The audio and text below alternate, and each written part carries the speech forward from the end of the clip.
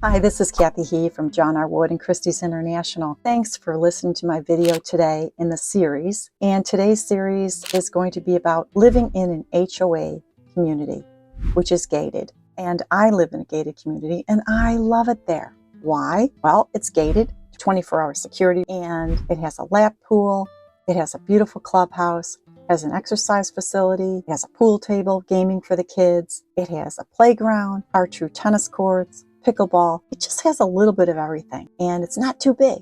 So therefore my fees are a little bit less than some of the larger complexes. So I'm going to tell you about single family homes, and the fees vary depending on factors like, again, the neighborhood, the amenities that I just mentioned, and services that are covered by the HOA. And we're going to go into each of those. So here's an explanation of what HOA fees typically cover and factors that influence those fees. Number one, amenities and services. HOA fees often cover the maintenance and operation of these amenities, such as those swimming pools, tennis courts, pickleball, fitness centers, and they may even provide for landscaping, trash removal, and security. These services would be covered in your HOA fees. Number two, the common area and the maintenance of the common area. This part of your HOA contributes to the upkeep of those common areas. For example, the landscaping, the sidewalks, the street lights, and the common buildings structures. So like the gatehouse, the clubhouse, maintaining the exterior upkeep of the landscape and making it look just beautiful all the time, which Southwest Florida's always seems to be in bloom, and the palm trees, it just makes for a peaceful and luxurious setting. Number three, the reserve fund and contributions. A portion of your HOA fee is typically allocated to a reserve fund, which is used for major repairs and replacement and capital improvements within the community. This fund really helps ensure that the community's infrastructure remains well maintained over time. And when you're here, it's important, if you're going to consider living in an HOA, that I provide you with all the HOA documents, the rules and regulations, the frequently asked questions, the budgets, the finances, and we will make sure that there's life expectancy left in the roof, for example. And how many years is that? And do they have enough reserves already to pay for a new roof? Because if they don't, then there will be a discussion around assessments. So this is something that is planned and you will be notified of it. But if you're buying in there, I'm always looking to understand what those additional fees might be coming down in the future and what timeframes. Then that will be disclosed to you. Of course, you have your insurance premiums.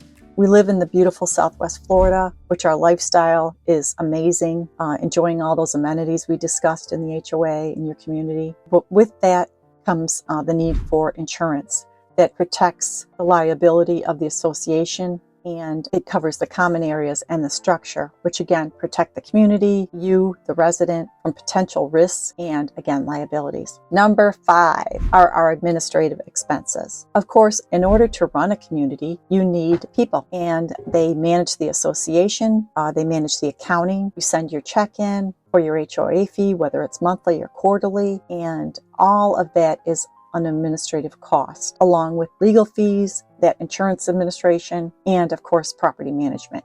So having the lawn care people come in, the pest control, all of that is taken care of and billed directly by the property management company. All we do is simply write the check. It's easy. It's great. Number six, utilities and services. In some cases, HOA fees may include your utilities that you may be paying back at home, water, sewer, basic cable. For example, our community cable is included. We used to have Comcast, now we have Fusion. And when the whole community is using one carrier, it's less of an expense overall, therefore potentially reducing our HOA fees by going with one carrier versus multiple or individual. So those utilities and services are set up by our administration, and those agreements are paid for by the association to each of those service providers. So it's a great benefit to us. Number seven, the size and complexity of a community's HOA. Obviously, the larger or more complex the community is, the more doors they have. And also, if you're near the beach, you may have a couple of restaurants. All of those add in to your luxury lifestyle living there, but they are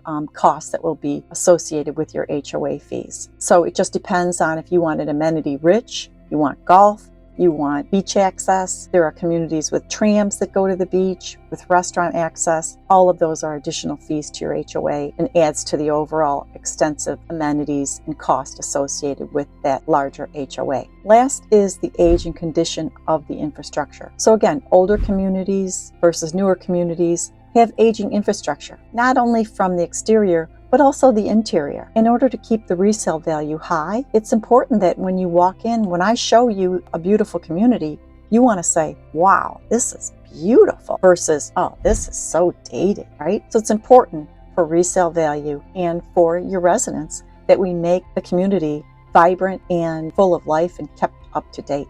Now you may be asking yourself, okay, Kathy, where are these HOA communities and how do we see them? Well, remember, in my previous video, I'm going to be asking you what's important, because there are so many communities here, so many gated and non-gated, and golf bundled, not golf. Tennis is very big, or pickleball is very big, or maybe you want to be in a very social activity. All of this is important when I'm trying to find you the right community to live in. And that's when we really collaborate on what's important to you, and we narrow down this field, because it's basically a big funnel, and I've got this many communities for you to look at, and then we narrow down.